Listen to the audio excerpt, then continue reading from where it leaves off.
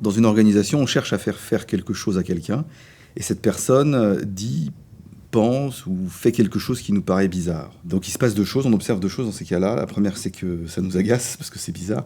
Et la seconde, c'est qu'on se rendra compte plus tard qu'elle a une bonne raison de faire ce qu'elle fait, penser ce qu'elle pense et dire ce qu'elle dit. Et si on ne va pas chercher cette bonne raison, comme la raison elle est bonne, elle est bien ancrée, et ben la personne elle ne changera pas de comportement, sauf si on passe à la contrainte. Et en fait, ce qu'on cherche à faire, c'est d'essayer de comprendre ce qui la motive, même si c'est inconscient, pour pouvoir changer la situation sans avoir à passer par la contrainte.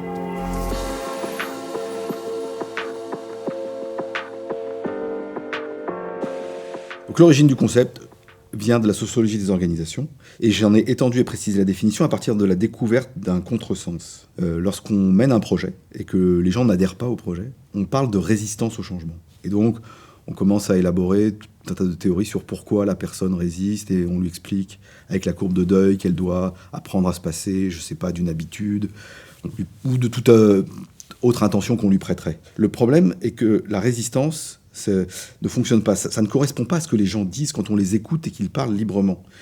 Lorsqu'on les écoute et qu'ils parlent librement, ils ont toujours, au bout d'un moment, un argument un peu rationnel qui explique leur position. Et donc ce n'est pas uniquement quelque chose qu'ils doivent abandonner, un deuil qu'ils doivent faire, une résistance qu'ils ont, mais il y a une bonne raison derrière leur résistance, entre guillemets.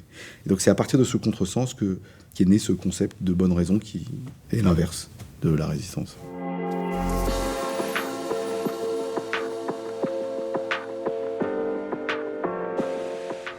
Alors c'est nécessaire, mais c'est pas suffisant. C'est nécessaire parce qu'effectivement, pour avoir leurs bonnes raisons, il faut les écouter et les entendre. Ce n'est pas suffisant car la première raison qu'ils vont vous citer ne sera pas forcément la bonne raison. Au sens où une bonne raison, c'est une raison qui est bonne pour l'organisation entière. Et donc ce qui peut paraître une bonne raison à la personne, c'est pas forcément une bonne raison pour le collectif. En fait, il s'agit de les faire s'exprimer, mais aussi de creuser comme une maïeutique avec eux pour comprendre, découvrir au fur et à mesure quelle est la bonne raison rationnelle qu'elle a de faire ce qu'elle fait, penser ce qu'elle pense ou dire ce qu'elle dit.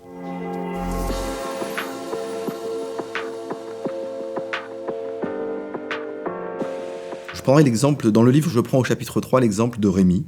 Il travaille dans une société informatique de taille moyenne et il dirige un des départements. Et Rémi a un caractère, disons, pour le moins problématique. Il se dispute avec tout le monde, il est en conflit avec tous les autres départements, et donc son chef qui veut l'aider et qui l'aime bien lui propose un coaching individuel. Quand j'écoute Rémi, je me dis qu'il a peut-être un caractère difficile, ça c'est vrai, mais qu'il a des sacrément bonnes raisons de ne pas être content. C'est que son business ne marche pas du tout.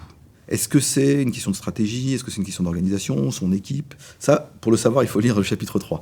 Mais ce qui est sûr, c'est que son business ne marche pas, et ça l'agace, et ça l'énerve tellement qu'il est tout le temps en colère. La racine, le fait générateur, c'est pas son caractère, c'est qu'il a un problème, son business ne marche pas. Et ça, c'est une bonne raison au sens où toute l'organisation a intérêt à ce que le département de Rémi fonctionne. Et donc, Rémi a une bonne raison d'être odieux, si on essaye de résumer.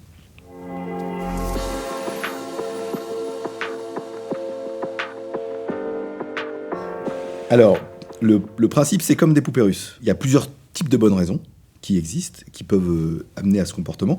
La plus grosse poupée russe, c'est celle qui concerne le business. Si le business va mal, comme Rémi, les gens vont mal. Ensuite, il y a l'organisation. Est-ce qu'on est bien organisé? Est-ce qu'on est mal organisé? Et ensuite, l'équipe. Est-ce que l'équipe fonctionne correctement ou est-ce qu'elle dysfonctionne? Ensuite, la personne. C'est généralement par là qu'on commence. On explique un problème, comme on avait dans le cas de Rémi, un problème de caractère. Rémi est colérique. Or, il a un problème sur une autre dimension. Et enfin, le dernier cas, la dernière poupée russe, le dernier cas, c'est le cas particulier du dirigeant, qui est un cas à part et auquel je dédie un chapitre complet.